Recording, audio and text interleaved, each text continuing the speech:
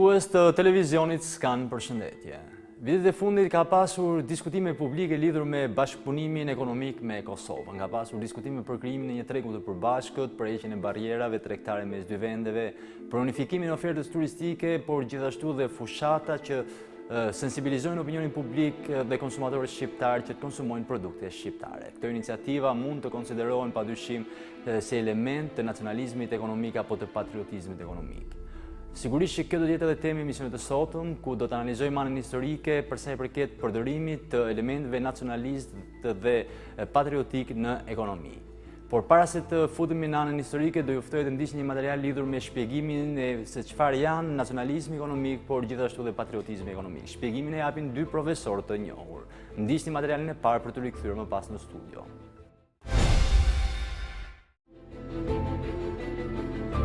Kriza ekonomike botërore ka nxjerrë në dukje jo vetëm forcimin e rrymave të ashtu quajtura ekstremiste, por edhe ka rikthyer sërish diskutimin publik për rolin që shteti duhet të luajë në ekonomi.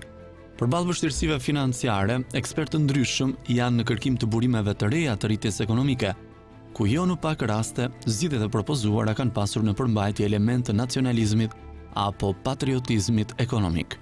Si përkufizim, patriotizmi ekonomik është sjellja e koordinuar dhe promovuar e konsumatorëve apo kompanive private e publike që konsiston në favorizimin e të mirave dhe shërbimeve të prodhuara në vendin ton ose në një grup vendesh, ndërsa nacionalizmi ekonomik nënkupton një paketë politikash për kontrollin e brendshëm të ekonomisë, punës e kapitalit. Shpesh herë, nacionalizmi ekonomik është parë si një mundësi për fuqizimin e njërit shtet në dëm të një shteti tjetër, por në këtë pikë mund të thuhet se Shqipëria nuk ka dëshmuar element të nacionalizmit ekonomik ekstrem. Nacionalizmi ekonomik shqiptar vlerësohet si nacionalizëm i moderuar, duke pasur në fokus shtetformimin dhe fuqizimin ekonomik parëndesh me globalizimin dhe proceset integruese. Po, sigurisht që ka një dallim midis nacionalizmit ekonomik dhe patriotizmit ekonomik, sikundër ka një dallim midis definicionet nacionalizëm dhe patriotizëm. Nacionalizmi ekonomik lidhet më shumë me politikat makro shtetërore ndaj burimeve, resurseve, kapaciteteve ekonomike nacionale, dallohet nga angazhimi i institucioneve publike për ta inkorporuar ekonominë nacionale në kompeticionin botëror, dallohet edhe në politikat proteksioniste subvencionuese.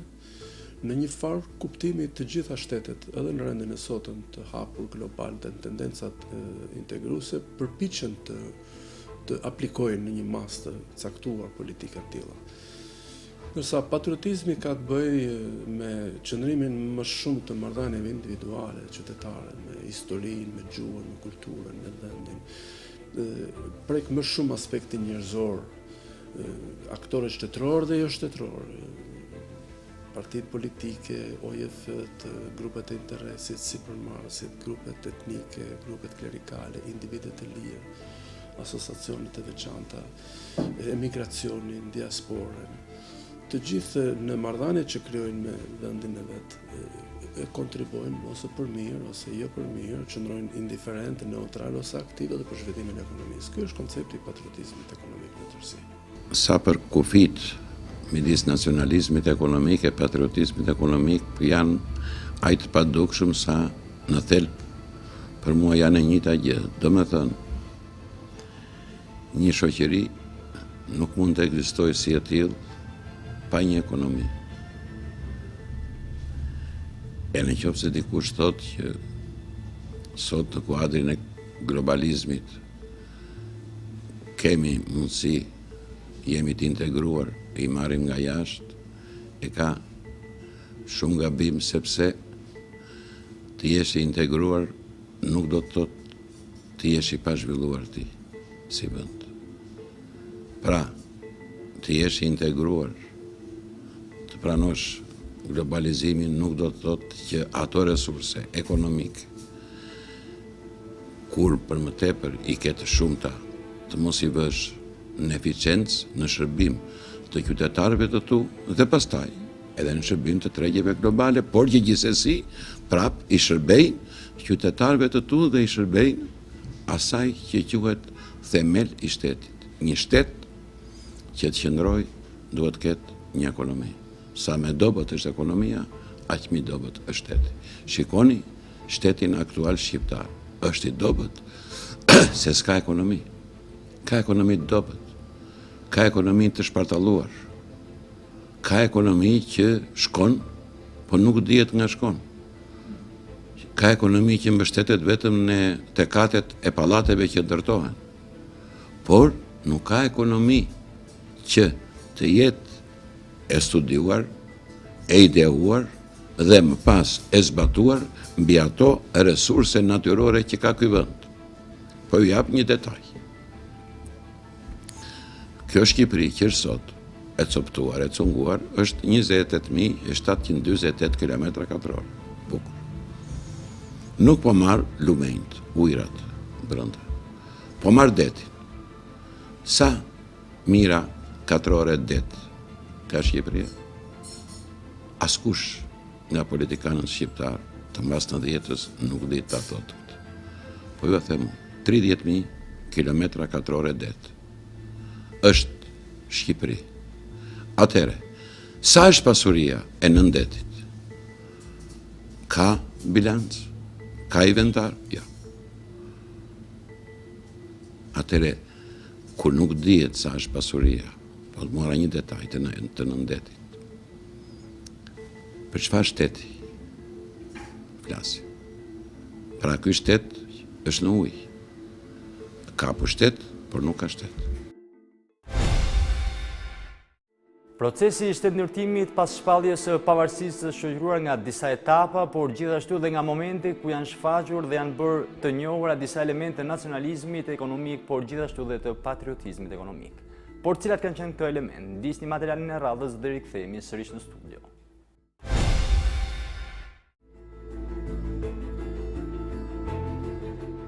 Shpallja e pavarësisë e gjeti Shqipërinë në një vend me ekonomi të prapambetur, të bazuar kryesisht te sektori bujqësor. Industria e kohës dominoi nga prodhimi artizanal, ndërsa lidhjet ekonomike dhe shkëmbimet tregtare kufizoheshin shumë nga infrastruktura e pazhvilluar. Mes krizave të forta që prodhonte situata e vështirë ekonomike dhe mungesa e stabilitetit ekonomik, në Shqipëri u ndërmorën përpjekje të vazhdueshme për aplikimin e masave të zhvillimit të ekonomisë. Kryesisht pas viteve 20, në vend duken përpjekjet e para për të krijuar një stabilitet fillimisht politik, për të kaluar më pas në një stabilitet ekonomik, me fokus zgjerimin e tregtisë dhe industrisë. Pas vitit 1925, kur kuvendi kushtetues shpalli Republikën e Shqipërisë, vendi nisi të njohë jo vetëm stabilitet shtetëror përmes huazimit të kodeve dhe ligjeve nga vendet perëndimore, por edhe instalimin e një modeli ekonomik kapitalist. Gjatë periudhës 1925-1939, vendi njohu zhvillime të forta, mes të cilave jo vetëm ndryshimin e modelit qeverisës nga republikë në monarki. Në këtë periudhë filluan iniciativat për të organizuar shoqëri aksionere në fushën e industrisë, ndërtimit, transportit, ku futja e kapitalit të huaj ishte synim parësor për forcimin e pozitave ekonomike të vendit. Në këtë periudhë u arrit stabiliteti i pjesëshëm i ekonomisë, gjallërimi e diversifikimi i saj, si dhe vënia në shfrytëzim në mënyrë të organizuar e pasurive natyrore. Pavarësisht zhvillimeve pozitive në momentin e shpërthimit të luftës së dytë botërore, Shqipëria nuk kishte shënuar hapa domethënës drejt kapitalizmit industrial, pasi rruga e zhvillimit kapitalist të vendit ishte nisur shumë më vonë se vendet e tjera europiane. Periuda 1912-1944 ndahet në 3 faza. Faza parë shpallja e pavarësisë deri në përfundimin e luftës parabotërore. Faza e dytë fillon në 1919 dhe shkon deri në 1928, ku vendi është karakterizuar nga një dilemë e madhe për ndërtimin e sistemit politik, kushtetues, institucional, por edhe për orientimin në përgjithësi në politikën e jashtme.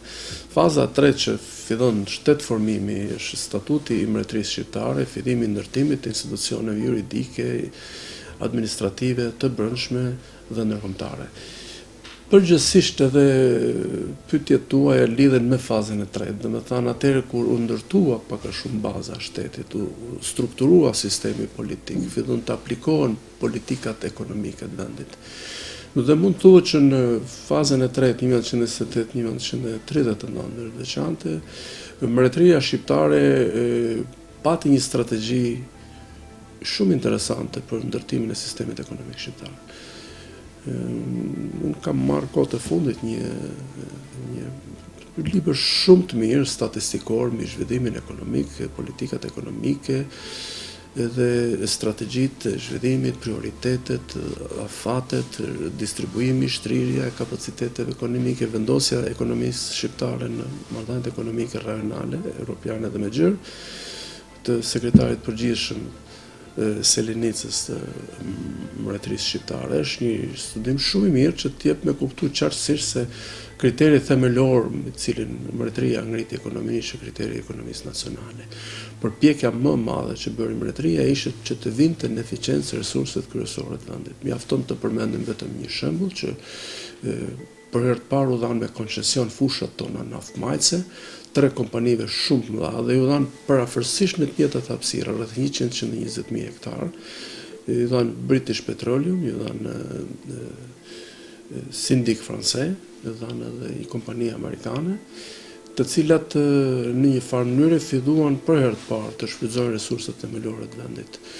U bën gjithashtu veprime me peshë madhore, siç ishte krijimi i Bankës Nacionale, madje patkurraju për të marrë dhe kredi të rëndësishme për zhvillimin e infrastrukturës, të administratës, sistemet tonë arsimor, institucione modeste sociale, zhvillimin e disa qendrave të mëdha urbane, siç është Tirana, Durrës, si disa arterje që fillon me lëviz gjakun e sistemit ekonomik të Shqipërisë. Natyrisht ishin hapat e parë, modest, por që dhanë efekte të rëndësishme për formimin edhe konsolidimin e shtetit tonë. Lufta e dytë botërore e theu të gjithë këtë situatë dhe pas luftës së dytë kemi një sistem tjetër politik, ekonomik dhe shoqëror dhe përgjithsisht politikat e tjera të udhëhequra nga regjimi komunist. Edhe vetë procesi i organizimit të shpalljes së pavarësisë përmban element të patriotizmit ekonomik dhe individual. Interesant është fakti se patriotizmi ekonomik nis nga elita për të kaluar më pas në masa. Sigurisht që patriotizmi ekonomik është tipari më i qëndrueshëm tek shqiptarët në historinë e moderne të Shqipërisë. Po të kemi parasysh mënyra si u shpall shteti shqiptar, si u krijua buxheti i parë shqiptarëve. Statistët të mëdhej, politikanët, diplomatët, klerikët, që shpallën pavarësinë e Shqipërisë, vunë pasuritë e tyre, resurset e tyre, edhe gjulërit, edhe elementet e pasurisë më individuale të tyre i vunë në bazën e krijimit të shtetit shqiptar. Gurakuqi, Luiz Gurakuqi, që ishte ministri i parë i financave, ka heqë unazën, orën, reliket e veta dhe i kanë vunë në kasën e buxhetit shtetit. Dhe kështu kanë bërë të gjithë. Ismail Qemali ka sakrifikuar gjithçka nga pasuria e tij, mali u zhyt në borxhe të mëdha, detyrime të mëdha private, vetëm duke kontribuar për Shqipërinë. Po kështu dhe të gjithë themeluesit e shtetit shqiptar e filluan nga vetja patriotizmin ekonomik, duke krijuar gjithçka nga hiçi, duke sakrifikuar çdo lloj burimi të pasurisë individuale. Po të kujtojmë patriotin e madh të Kosovës, Isa Buletini, një nga familjet më të pasura që ka pasur Mitrovica dhe përtej Kosovës.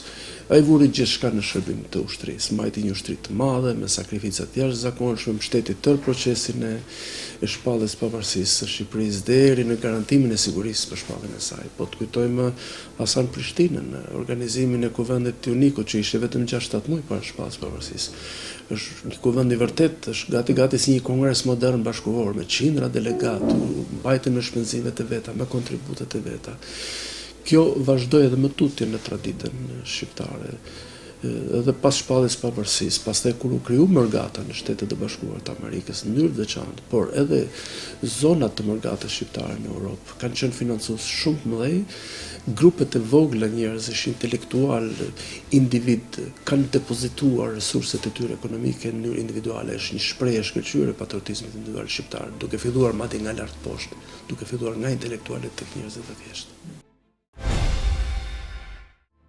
Pas luftës së dytë botërore në Shqipëri kemi vendosur në një rendi të ri politik, por edhe aplikimin e një modeli ekonomik të bazuar në modelet e vendeve të lindjes. Kemi një ekonomi të centralizuar ku shteti luan rolin kryesor. Për gjatë kësaj periudhe sigurisht ka etapa të ndryshme, por pika kulminante mund të thuhet se ka të bëjë me zhvillimin e industrisë së vendit dhe shfrytëzimin e pasurive natyrore. Sigurisht nuk kanë munguar element të paktën në dukje nacionaliste.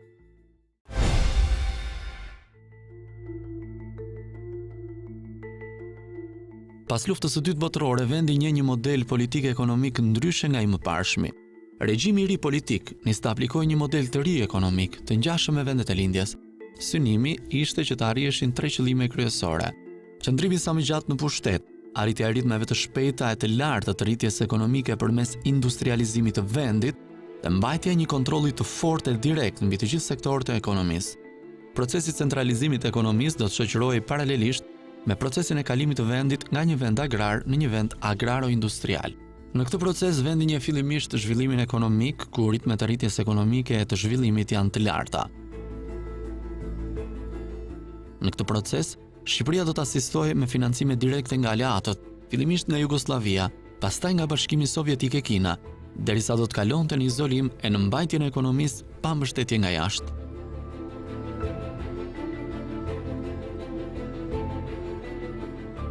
Sistemi politiku vendos më njëherë mas luftës së dytë botërore, ndërsa modeli ekonomik ka ndryshuar gjatë fazave nga 1944 deri në 1989. Në fazën e parë kanë bashkëtuar edhe prona shtetërore, nacionalizuar dhe prona private. Madje ka pasur edhe shoqëri dhe kompani të huaja që kanë funksionuar për një fazë të caktuar fill pas luftës së dytë botërore. Në periudhën e dytë u thellua procesi i nacionalizimit, po ende ekzistonte diversifikimi midis pronës shtetërore në shkallë vendi dhe pronës kolektive në fshat, por edhe formave të organizimit kolektiv të zanatçive dhe të tregtarëve të vegjël. Kjo ishte një fazë ndërmjet megjitashtu kur bashkëtoi prona publike me pronën kolektive dhe atë të individëve të veçantë. Modeli që u aplikua nuk ishte model autokton shqiptar, as nuk lidhe thjesht me sistemin ekonomik shqiptar, ishte një model i transplantuar nga jashtë dhe i aplikuar madje nganjëherë shpesh në mënyrë mekanike, të papërshtatshme për natyrën tonë, për burimet tona njerëzore, burimet tona natyrore.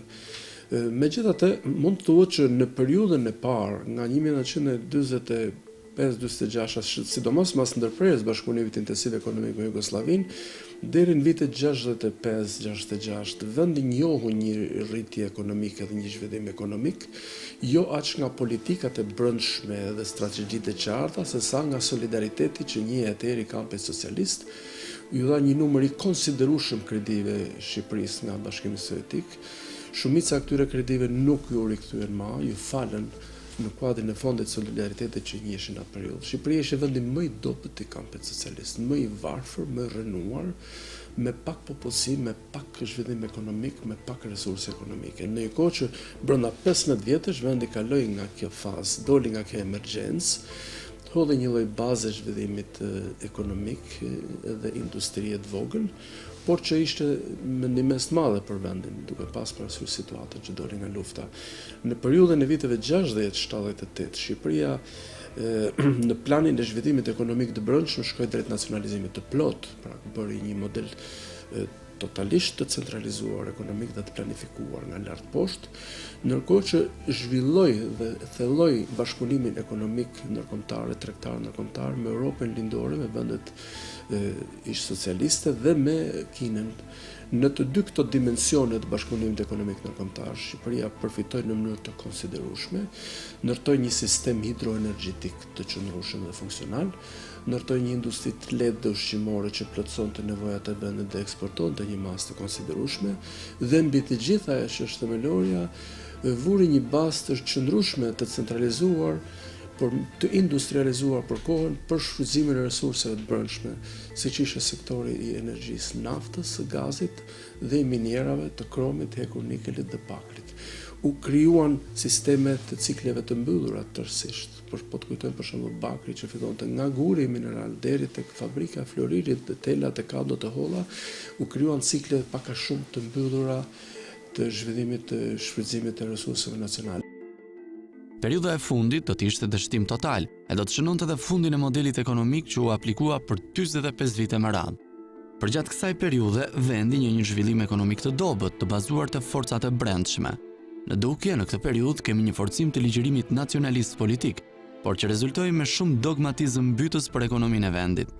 Ishte një politik nacionaliste ekonomike e fortë. Mjerisht kjo politik nacionaliste, centralizuar dhe planifikuar, shkoi drejt autarkizmit, sidomos në pjesën e dytë të viteve 70. Sistemi ekonomik shqiptar u mbyll tërësisht. Mbyllja solli degradimin gradualisht të teknologjisë, rënien e kualitetit të prodhimeve tona, rënja e kualitetit do psoj aftësinë tonë eksportuese. Gjithashtu sistemi i planifikuar u sankcionuan kushtetut, u ndalun marrja kredive, ndihmave të huaja nga jashtë. Vendi kaloi edhe në një mbyllje ekonomiko-financiare të fortë dhe autarkizmi dukej si një ekonomi bazuar në nacionalizmin ekonomik, por në fakt autarkizmi është vetvrasja e ekonomisë nacionale. Ekonomia është një sistem menësh kapilare që edhe nëse bazohet në një sistem ekonomik nacional, edhe nëse bazohet në patriotizmi ekonomik, gjithsesi ka nevojë që të jetë hapur, të jetë kooperuese, të jetë bashkëpunuese. Nëse nuk është në nivele globale, sepse ne ishim ekonomi dhe vend i vogël, duhet të jetë atje spakut në nivele rajonale me fqinjen dhe rajonin, ku krijon një transfuzion ekonomik të domosdoshëm për hyrjen e tregje, rrugëtien e tregje, rritjen e kapaciteteve, rritjen e kapacitetet teknologjike, marketingut ndërkombëtar, pra të ruash lidhjen e komunikimit me tregun. Autarkizmi e dëmtoi shumë rënd nacionalizmin ekonomik. Në këtë periudhë nuk bëhet fjalë për ndonjë patriotizëm të madh ekonomik. Me të vërtetë organizoheshin si përmarrje të mëdha, si ishin aksionet për ndërtimin e kurullave, të rrugëve, të aksione vullnetare të qytetarëve. Ishte si thuash jo një vlerë shtuar ekonomisë, po ishte një konsumim maksimal i resurseve, burimeve, energjetikës, vullnetit dhe kapacitetet njerëzore për të kompensuar problemet e mëdha që shkakton të autarkizmi dhe ekonomia mbyllur dhe izoluar. Po përpiqem të ta përgjithësoj. Në këto 103-4 vjet që ne kemi shtet mbas shpalljes së pavarësisë 28 nëntor 1912, shtet kemi patur vetëm 2 herë. Në periudhën e Ahmet Zogut në formën e monarkisë, në periudhën e Enver Hoxhës në formën e totalitarizmit. Nuk kemi patur shtet, sepse mas 12-s ishte lufta e parë botërore, pra shteti, themelet e shtetit u hodhën në këto 2 periudhë. Ky është një realitet. Nuk është çështja tashmë për nocione politike, për nocione ideologjike. Çështja është për thelbin e qenies si kom. Ky shtet ka qenë vetëm në këtë periudhë. Për shembull, kushtetutën më nacionaliste ne kemi patur në periudhën e Ahmet Zogut. Vetë nocioni mbret i shqiptarëve ishte një nocion shumë nacionalist. Sepse mbret i shqiptarëve, do më thënë dhe i shqiptarëve që ishin në Kosovë, dhe i shqiptarëve që ishin në Maqedoni, në Maltëzi, në Çamëri. Ja një detaj. Pa folur për detajet tjera, legjislacionin më nacionalist dhe më shtetformues, ne kemi patur po në këtë periudhë. Dhe në qoftë se e ndiqni, e njihni historinë e mbas 45-s, deri në vitin 1960, kur sistemi atëhershëm e shpallja të ndërtuar atë që u quajt baza ekonomike e socializmit, shumica e atyre që drejtonin ekonominë shqiptare ishin kuadro të përgatitur që kishin punuar në kohën e regjimit dhe në kohën e drejtimit të vendit nga Ahmet Zogu, duke përjashtuar këtu më të mençurin prej tyre dhe më të shquarin në unë Stërradhe. Ish kryetari i Komitetit Shtetëror të vendosjes së çmimeve që në aso kohë me atë nivel kishte peshë të madhe në ekonomi. Pra,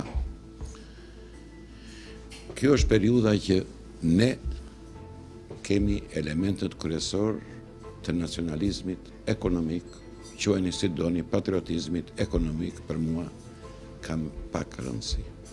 S'po futem në anën politike të asnjë periudhe, sepse nuk është as objekti juaj. Por, në qoftë se për shembull sot po të pyesësh X apo Y politikan shqiptar, sa diga ka në Shqipëri që kërkojnë trajtim apo mirëmbajtje apo që mund të shkaktojnë edhe fatkeqësira.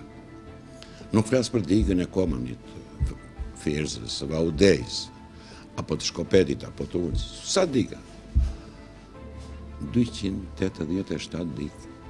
Pra, 287 ujë mbledhës, pra 287 rezervuar. Që të mbetën nga ai sistem, që s'kan të bëjnë me ideologjinë. Çfarë është kjo? Ky është nacionalizëm ekonomik, të cilin ti po e lë pas dore. Ashtu siç le pas dore këto 25 vjet, ashtu siç shkatërrove këto 25 vjet në emër gjoja të komunizmit, uzinat, fabrikat, minierat nga më të njohurat në Ballkan, si miniera e Bulqizës apo si uzina e telave në Shkodër, të cilat s'kishin të bënin me komunizmin, kishin të bënin me djersën e atyre që i ndërtuan. Komunizmi është ideologji, nuk shkatërrohet, zvendësohet me një ideologji tjetër. Është mentalitet, nuk shkatërrohet, zvendësohet me një mentalitet tjetër. Pra, qoftë se që ta mbyll në periudhën më të ndritur, më të shkjuar, të themeleve të nacionalizmit ekonomik, patriotizmit ekonomik, quajeni si të doni, për mua janë një, e kemi vetëm në dy rast. Njëherë në formë kur Shqipëria kishte shtet në formë monarkie, herë në dytë kur Shqipëria kishte shtet në formë totalitarizm.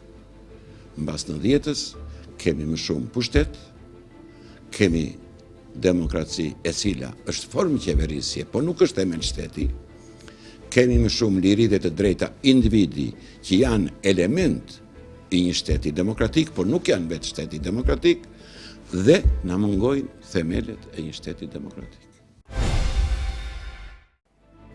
Pas viteve 90, Shqipëria ndryshon modelin politik, por edhe modelin ekonomik. Sigurisht del nga izolimi duke hapur dyert për sa i përket investimeve të huaja. Në këtë periudhë duhet të themi se kemi pasur më shumë elemente të patriotizmit ekonomik se sa të nacionalizmit ekonomik. Pas viteve 90, Shqipëria do t'i rikthejë rrugës së kapitalizimit, duke nisur të aplikojë modelin e ekonomisë së tregut. Dalja nga izolimi i vendit shoqërohet me rivendosjen e marrëdhënieve politike dhe ekonomike me vendet perëndimore. Në këtë periudhë, vendi njeh emigracion masiv dhe ristrukturim rrënjësor të ekonomisë, që tashmë nga prodhuese kalon në ekonomi shërbimesh. Edhe në këtë rast, Shqipëria është sërish me vonesë në rrugën e modelit kapitalist. Por gjatë kësaj periudhe nuk kanë munguar iniciativat e karakterit nacionalist apo patriotik. Por ndryshe nga periudhat e mëparshme, raporti nacionalizmit apo patriotizmit ekonomik shtet-qytetar në këtë periudhë u përmbys.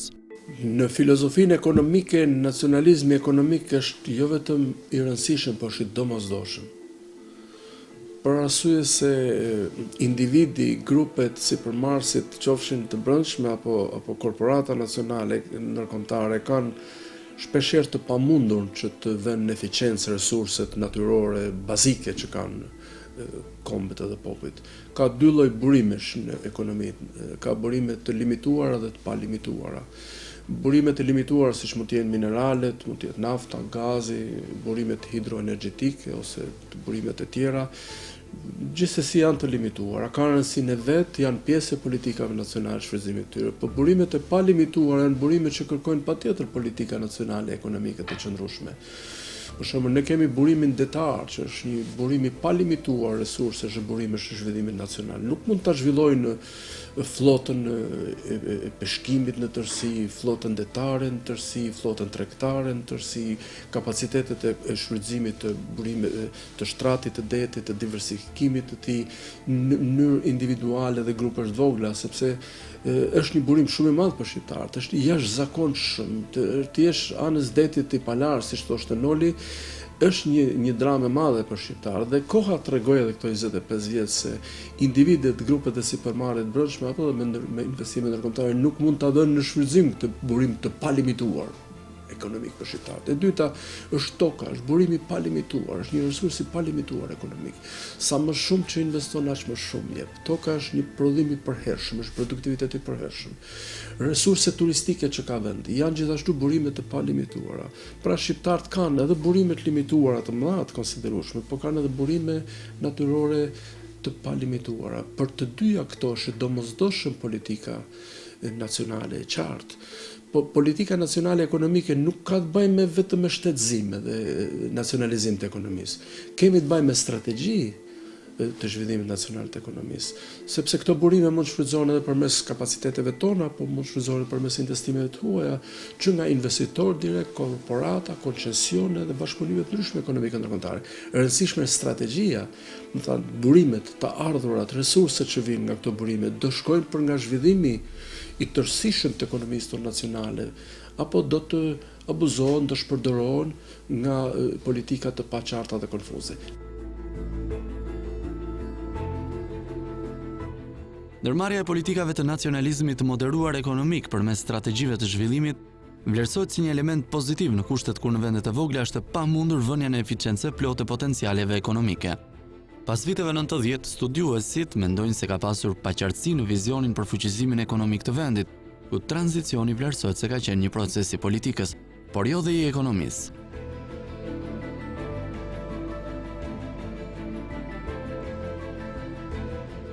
Në tërësi, pas viteve 90, ajo që ka determinuar ka qenë kaosi politik, mungesa një strategjie. Është la një laissez-faire politik, një politikë e rënies së lirë, e mos intervenimit plot. Në fakt në tranzicion, vetë fjala tranzicion do të thotë ekzistencë e elementeve të ndryshëm brenda një procesi. Do të thotë që Shqipëria nga 90-ta deri gati në kohët tona që flasim sot, është një tranzicion edhe në aspektin ekonomik. Në fakt nuk ka ndodhur kështu. Në aspektin ekonomik ne kemi lëshuar tërësi sistemin në rënje të lirë, pa qartësi strategjike, pa prioritetet të qarta, pa një vizion se çfarë do bëhet me resurset tona themelore, siç është nafta, gazi, kromi, bakri, burimet natyrore të mëdha, burimet e palimituara siç është deti, resursi i jashtëzakonshëm që është për të qarë në situatën që kemi ne sot, dhe burimet natyrore, turistike dhe tokën tonë që është jashtëzakonisht e rëndësishme, e pasur dhe e mbushur për zhvillimin e vendit. Mund thuhet që 5-6 burimet themelore, të limituara dhe pa të limituara të ekonomisë tonë nacionale nuk janë vënë fare në eficiencë gjatë kësaj periudhe të tranzicionit, madje përkundrazi janë degraduar, janë demoluar, ne kemi humbë shumë nga infrastruktura nëntoksore e minierave tona, ne kemi dëmtuar shumë rënd infrastrukturën e shfrytëzimit të naftës, burimit të naftës e gazit, neve kemi rënuar edhe atë pak traditë detarie që kishim. Kishim një flotë detare ushtarake, kishim një flotë tregtare për vendin tonë, kishim një flotë peshkimi të caktuar, ato të gjitha janë degraduar, një pjesë e tyre është rënuar tërësisht, ne jemi larguar detit. Kemi dëgjuar shpesh sloganin kombi drejt detit, por në fakt ne jemi fare drejt detit. Ne kemi këtu shpinën detit. E shfrytëzojmë në mënyrë shumë sezonale, shumë empirike, shumë të cektë. Këto janë burime shumë mëdha, nuk pasurohen shqiptarët me kafe, me kazino dhe me karburante. Këto 3 këha ka sot në tërësi të ekonomia shqiptare. Këto janë iniciativa qytetare, patriotike, të gjithë janë për të respektuar dhe vlerësuar kur investojnë diçka në ekonominë e vendit. Por zhvillimin tërësi i ekonomisë, ngritja e ekonomisë shqiptare, kapacitetet e saj, rritja të ardhurat për frym, rritja e GDP-së, rritja e buxhetit, shndrimi i ekonomisë shqiptare në ekonomi relativisht kompetitive dhe në vendet rreme nuk mund bëhet pa vënë në eficiencë resurse të mëdha. Kjo do të thotë që politika ekonomike edhe pa nacionalizim, edhe pa centralizim, mund të jetë politikë ekonomike nacionale. Kjo, mendoj unë, i mungon deri sot Shqipërisë. Përgjatë 2 dekadave të fundit, Shqipëria ka njohur disa elementë të patriotizmit ekonomik. Dërgesat e emigrantëve apo zgjedhja e Shqipërisë si destinacion turistik vlerësohen si iniciativa individuale patriotizmi ekonomik, por që nuk kanë gjetur përgjigjen e duhur te politikat publike. Të mos ngatrojmë atë që bën qytetari me atë që duhet të bëjë politikani. Folet për emitancë. Në qoftë se do eci me nocionin patriotizm, do të them patriotizm familjar. Unë punoj në Greqi, punoj në Itali, nuk mund ta lë babën dhe nënën pa bukë. Ju kam dërguar. Ca euro për të jetuar. Po kjo është imja. Nuk e merit ti si shtres politik. E njëjta gjë. Shikoni turizmin. Aktualisht po flitet në këtë periudhën e fundit për një organizim turizmi në funksion të asaj që e keni ju si temë të nacionalizmit ekonomik. Deri para disa vitesh kishim një turizm të shpartalluar. Por dhe ky që është sot, në qoftë se nuk është i shpartalluar, është i çorganizuar. Ju përsëri dua të ndaj politikanin nga qytetari. Në qoftë se ai shqiptari i Kosovës vjen nga Peja, Prizreni, Gjakova, Mitrovica, Gjilani, Ferizaj, Drenica, nga doni ju, nga Tetova, nga Shkupi, nga Struga, nga Kërçova, nga Plav, Gucia, në bregun e Sarandës, në bregun e Durrësit, në bregun e Vlorës, ai vjen si individ. Ishte ai që të detyroi ty si politik. Ai vjen nga dashuria për Shqipërinë, të t'i harxoj paret në Shqipëni. Anashkalohet ky element. Pra, është një patriotizëm, një nacionalizëm ekonomik, që unë këto parat i lënë në Shqipëri. Por, ti je pas këti nacionalizmi të qytetarëve tu. Në një kohë që duhet të ndodhte kundërt. Qytetarit i lejohet të mendoj dhe të shikoj deri te pragu i shtëpisë. Politikani duhet të shikojë te pragu i shtetit, te pragu i kombit. Qytetari mund të mendoj vetëm për veten e tij. Politikani duhet mendoj për kombin e tij, për shtetin e tij, jo për pushtetin. Përgjatë periudhës 1990 dhe deri në ditët e sotme, zhvillimi ekonomik i vendit, edhe pse me ritme pozitive, i dedikohet më së shumti iniciativave private. Në këtë periudhë është ndjekur parimi i laissez-faire, në një garë ku sektori privat ka performuar më mirë se ai publik. Në këtë periudhë vlerësohet se është rritur patriotizmi ekonomik dhe ka rënë nacionalizmi si filozofi e zhvillimit ekonomik. Ndoshta mund t'ju duket pak kontroverse përgjigja, po unë do të thoja se në qoftë se është bërë një hap përpara në këto 25 vjet, qoftë se shqiptarët jetojnë më mirë, qoftë se shqiptarët kanë kriju disa kushte për jetën e familjes tyre më pozitive, qoftë se ka ndryshuar mjedisi në Shqipëri, në qoftë se mund thuhet që Shqipëria ka bërë hapa përpara, to i përkasin kryqëput qytetarët shqiptar. Madje ka qenë në asimetri me shtetin, me politikat e shtetit, me ligjet, me politikat ekonomike që janë ndjekur. Qytetari shqiptar ka demonstruar këto 25 vjet se është legjendar në iniciativat e veta, deri në aventurizëm ekonomik. Po të shikosh vetëm Tiranën, katet e para të pallateve në Tiranë, që Tirana sot është gjysma e Shqipërisë. Nga pikpamja ekonomike është 2/3 e Shqipërisë. Çdo kat i parë deri në 91-92 kanë qenë apartamente të qytetarëve më të deprivuar, më të dobët, se katet e para ishin për njerëzit që ishin më të kputur të atij sistemi, si preferonte askush. Sot janë gjithë qindra mira, dyqane, biznese nga më të larmishmet, një iniciativë jashtëzakonshme. Edhe zgjerimet e pallateve, edhe shtimet e kateve, edhe ndërtimet pa leje, edhe ato me leje, edhe bizneset formale dhe ato informale, edhe paratë e brendshme, edhe remitancat, edhe kontrabandat, edhe puna ndershme. Të gjitha së bashku mbajnë një emër, iniciativa e qytetarit shqiptar për të ndruar jetën e vet, për të përmirësuar kushtet e jetesës dhe për të kontribuar në farë mënyrë edhe ekonomisë shqiptare. Gjithçka mban vulën një sakrificë shumë madhe, me thënë drejtën, e qytetarëve shqiptar, të cilët pa ditur se çfarë, pa ditur se si, pa ditur se me se, e kanë fut veten në sistemin e ekonomisë së tregut lirë, dhe kjo ka qenë ndoshta gjëja më e rëndësishme që është realizuar në këtë zhvillim ekonomik. Cili sektor ka ngel sot po të shikosh problematik, është energjetika. Pse? Sepse vazhdoi të menaxhohej nga shteti në mënyrën më mizerabël të mundshme. Akuzoheshin qytetarët që s'pagunin fatura, por thelbi qëndronte në keq menaxhimin e pasurie që kalonte miliona dhe miliona euro në dorë të pak njerëzve. Akuzohen shqiptarët që s'pagunin fatura, pas kush nuk merr me humjet e tmerrshme në rrjet që shkuan deri në 35-40%.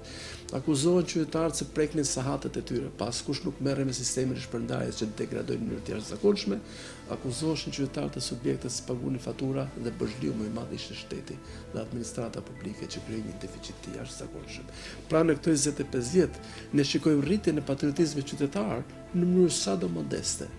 Për të rritë ekonominë e vet, duke rritë ekonominë e vet, rrisin ekonominë e vendit, sepse është ekonomi liberale, dhe shikojmë politikat shtetërore, kompanitë shtetërore, kompanitë publike, sektor publik të ekonomisë, të cilët kanë ardhur duke degraduar, duke mos funksionuar. Pra mund të themi që është rrit patriotizmi ekonomik qytetar dhe ka pas rënje dhe degradim të nacionalizmit ekonomik si filozofi politike e shpëtimit të ekonomisë nacionale nga shteti.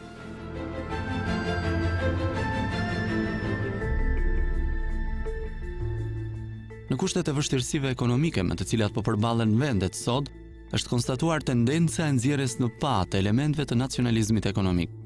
Kriza e migrantëve apo thellimi i papunësisë janë dy problematika ku shtetet e zhvilluara kanë shfaqur hapur tendencën e nacionalizmit ekonomik, shpeshherë jo të moderuar. Kemi patur liri dhe të drejta njeriu me bollëk, deri në shkeljen e lirisë të tjetrit, në këto kemi patur me bollëk të madh, ajsa sot, qofse e keni ndjekur, presidenti i Bashkimit Evropian Donald Tusk deklaroi bollmë, unë ngopë me demokraci, tani na duhet stabilitet.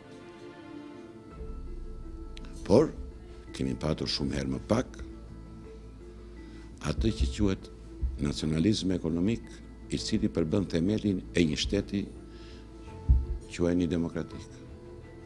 Dhe çfarë ndodh sot?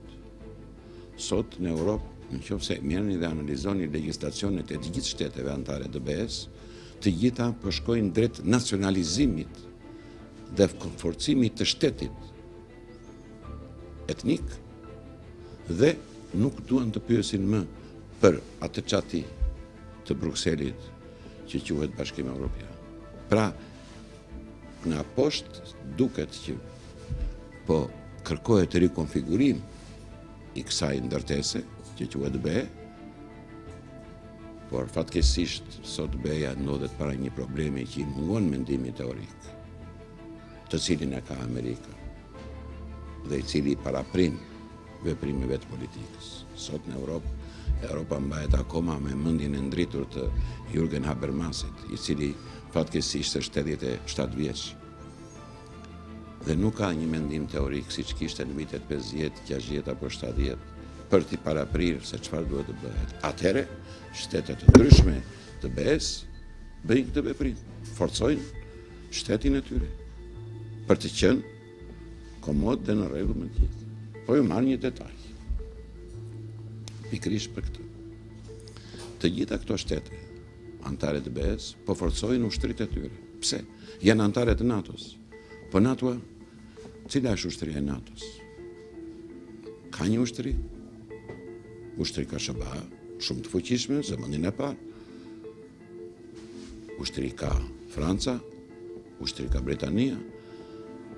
Po NATO vetë nuk ka. Po BE-ja vetë ka ushtri? Jo. Atëherë kush do më mbrojë mua si anëtar i BE-s? Ndërsa ne vazhdojmë të ecim do na mbrojë NATO. Do kohë të mbrojë NATO, sa të organizohet, sa të bëhet. Atëherë, ja dhe një thelb tjetër i nacionalizmit, që ka të bëjë në fund përsëri me ekonominë. Ti s'ke ekonomi dhe prandaj s'ke ushtri. Se po të kishe ekonomi, do ta bëje siç bën Kroacia, që blen raketa pavarësisht nga çmimi, që blen avion pavarësisht nga çmimi, që krijon një ushtri moderne pavarësisht se është anëtare e NATO-s. Dhe si thot, askush asgjë. Pse? Përkundazi e lavdërojnë. Përkundazi po bëhet një nga aleatët kryesore të Shteteve të Bashkuara të Amerikës. Dhe ne duhet të jemi realist, ne duhet ta studiojmë këtë për të mësuar se si të veprojmë dhe ne. Historia ka dëshmuar se Shqipëria ka pasur një nacionalizëm të moderuar. Për sa i përket ekonomisë, edhe studiuesit mendojnë se edhe në aspektin e nacionalizmit ekonomik mund të luajë një rol të moderuar, sigurisht duke pasur në fokus fuqizimin e ekonomisë kombëtare. Përgjatë këtyre viteve, Shqipëria nuk ka ndjekur një politikë diskriminuese apo disfavorizuese ndaj investimeve apo produkteve të huaja, edhe pse jo pak herë ka pasur përpjekje për fuqizimin e produkteve vendase. Po ashtu nuk kanë munguar diskutime ndërshtetërore për forcimin e bashkëpunimit ekonomik mes shqiptarëve në rajon, por që deri më tani rezulton se kanë mbetur në kuadrin e diskutimeve.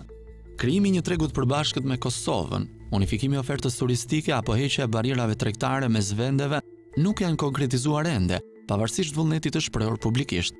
Studiuesit sugjerojnë që për kushtet aktuale ku ndodhet vendi, do duhet që fillimisht të përcaktohet lloji i nacionalizmit ekonomik që do të ndiqet, që nuk bie ndesh as me globalizimin e as me proceset integruese.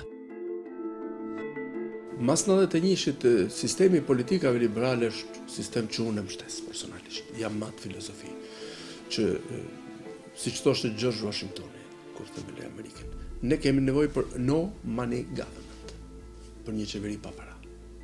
Ne kemi nevojë për limited government, për një qeveri të limituar. Ne kemi nevojë që ekonominë, biznesin, ta marrin qytetarët, ta zhvillojnë qytetarët, ta zhvillojë individit, ta zhvillojë biznesit, ta zhvillojë ekonomia private. Këto janë parime shumë të mëdha dhe këto parime sot ballafaqojnë zhvillimet në botë me zhvillimet në Amerikë. Tregon që janë shumë më suksesshme. Por ajo që theksoni juve që ka të bëjë me dukuritë e ekstremitetit në qasjen ndaj ekonomisë, janë shkaktuar rrallë parë nga politikat shtetërore dhe legjislacioni ekonomik, që fillon me pronën dhe mbaron me pronën. Aty fillon problemi shqiptar dhe aty do mbarojë zgjidhja problemi shqiptar. Nuk ka ekonomi tregu, nuk ka biznes pa ushtrisë që është e pronës. Shqipëri kjo është nyja e divergjencave të mëdha, jo nyja e konvergjencës ekonomisë tregut. Këtu fillon divergjenca tek neve. Kemi 20 e sa vjet që dëgjojmë rekomandimet nga ja që thonë rikthimi pronave të restitution of property, legalizimi prona, legalization of property, kompensimi prona, compensation of property. Asnjëra nga këto nuk është realizuar. Të gjitha janë nowhere, askush nuk e din se ku shkojnë. Ende ka konfuzion të madh. Kjo nyje pa zgjidhur është bërë baza konfliktualitetit politik, social, familjar dhe individual. Dhe shpeshherë pikërisht kjo nyje i ka çuar njerëzit drejt ekstremiteteve, edhe në çastet individuale ndaj politikave ekonomike, ndaj asaj që thënë patriotizëm politik. Këtu pastaj kanë ndikuar edhe elemente të tjera, mungesa e traditës, mungesa e kulturës së biznesit, i ka shpërnë shpeshherë individ, grupe, shpeshherë edhe fshatra, lagje, rajone drejt zgjidhjeve të gabuara, siç janë kontrabandat, trafiqet e paligjshme, trafiqet e drogave, ushtrimi i profesionit, prostitucionit, të punëve të paligjshme, shfrytëzimit të fëmijëve, atë ndukuri pjesa e errët e aventurizmit të individëve të grupeve të caktuara që kanë shfrytzuar nga kaosi institucionale shtetëror, mungesa e ligjit dhe rendit për të bërë të pasur me çdo kusht by all ways and means dhe sa më shpejt overnight. Por sa vlerë ka në kontekstin e sotëm nacionalizmi?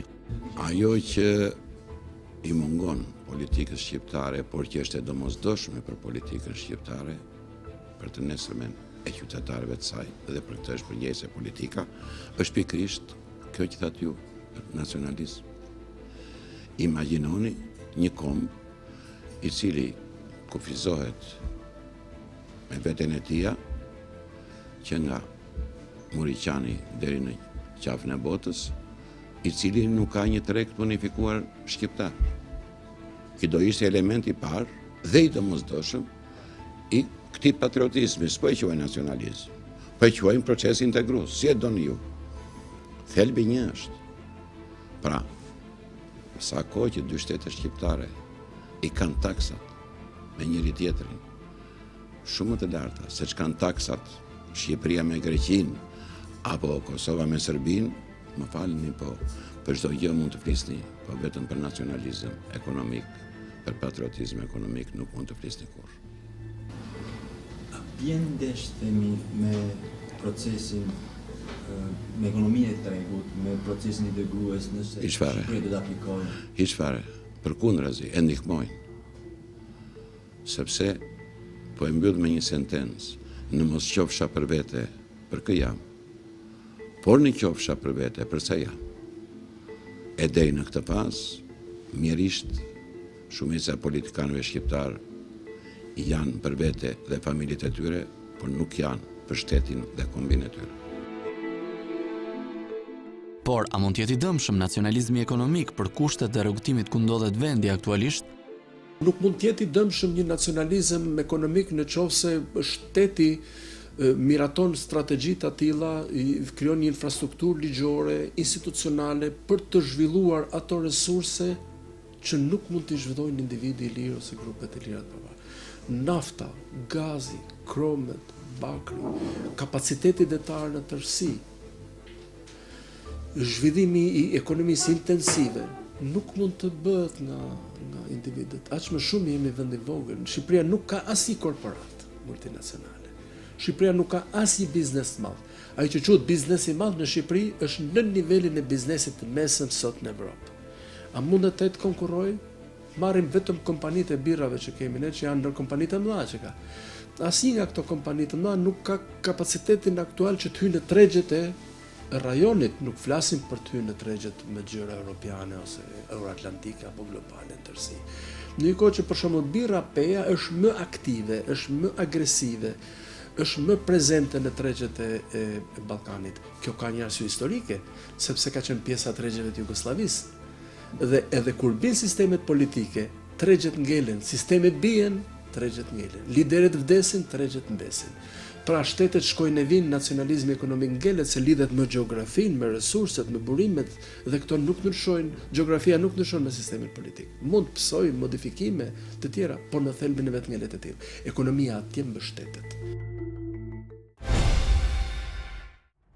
Shikues të televizionit Skan, ky ishte emisioni për sonte, bashkë ritakohemi të martën e ardhshme me një temë tjetër. Mirupafshim.